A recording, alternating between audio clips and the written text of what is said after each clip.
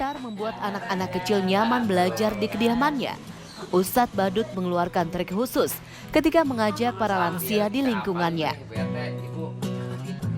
Dimulai dengan mendatangi kediaman tetangganya untuk sekedar menyapa hingga bersenda gurau. Kini 4 bulan sudah, Ustadz Yahya membimbing para lansia belajar membaca Iqra di taman bacanya. Lumayan juga sih, namanya Al-Fatihah ada yang masih kurang. Sekarang udah bisa lempeng-lempeng dah. Sholat yang kita baca masih salah, masih kita berdiri begini. Yang kita diajarin apa tuh ya, jadi lurusin yang salah-salah. Jadinya alhamdulillah dah. Dapat sedikit-sedikit udah. Sikap sabar dan semangat Ustadz Badut Yahya dalam menciptakan kelas baca Iqra lansia semakin ramai peminatnya. Ustadz Badut bahkan menjadi sosok inspiratif di mata kerabat maupun murid lansianya. Pak Ustadz sendiri di mata saya orang yang benar-benar inspiratif ya, tokoh inspiratif ya. Niatnya itu memang benar-benar mau membuat orang pintar, membuat orang bisa artinya berhasil dalam mengaji gitu ya.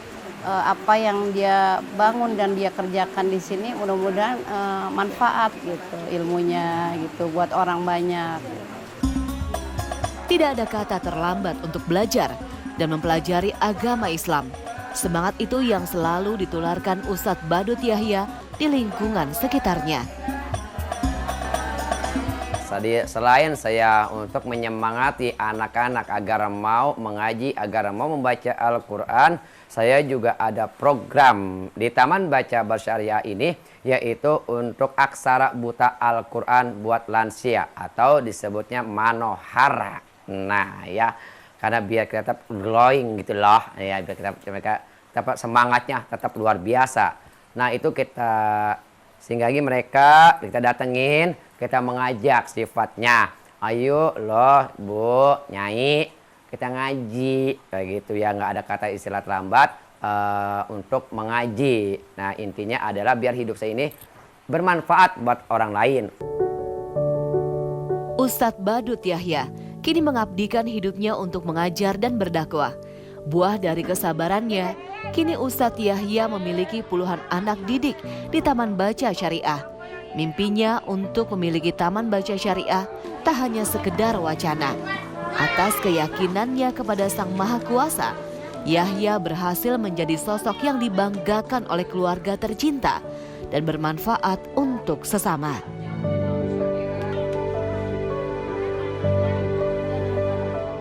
Baik, sebuah tayangan yang menarik tentu saja kalau kita kaitkan dengan tema kita dosa, kemudian menyusahkan kehidupan kita. Nah ini kaitannya dengan masalah tobat. Mungkin bisa dimulai dari Ustadz Asmar Lambo. Artinya ternyata usia sepuh pun bukan menjadi alasan untuk tidak belajar memperbagus tahsin bacaan kita. Ustadz.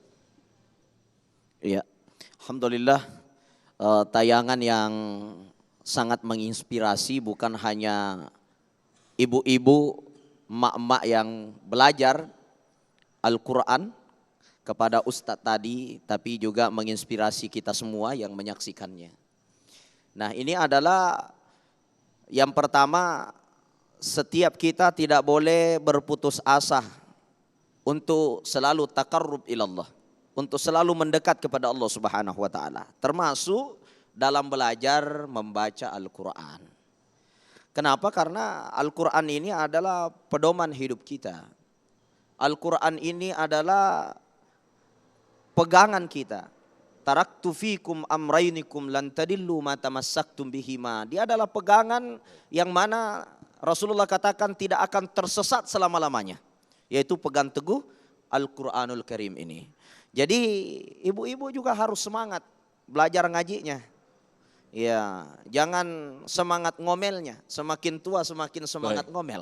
Ya, tapi semakin tua semangat baca Quran, semangat ngaji, semangat belajar. Jangan cuma anak TK belajar A, Ba, Ta, Sa. Tapi kita pun belajar seperti itu. Untuk apa? Agar kita menjadi hamba Allah yang insya Allah akan mendapatkan jannahnya Allah, kebahagiaan di akhirat insya Allah. Sayang sekali, Yai, waktunya habis dan insya Allah nanti di akhir nanti di segmen yang ke-6 kita akan berdoa bersama terkait dengan apa yang kita bahas dalam kesempatan kali ini, dosa dan kesertaan hidup. Mudah-mudahan kita yang sedang menyaksikan ini adalah orang-orang yang dilindungi oleh Allah dari kejahatan jiwa kita sendiri. Tetaplah bersama kami, Damai Indonesia.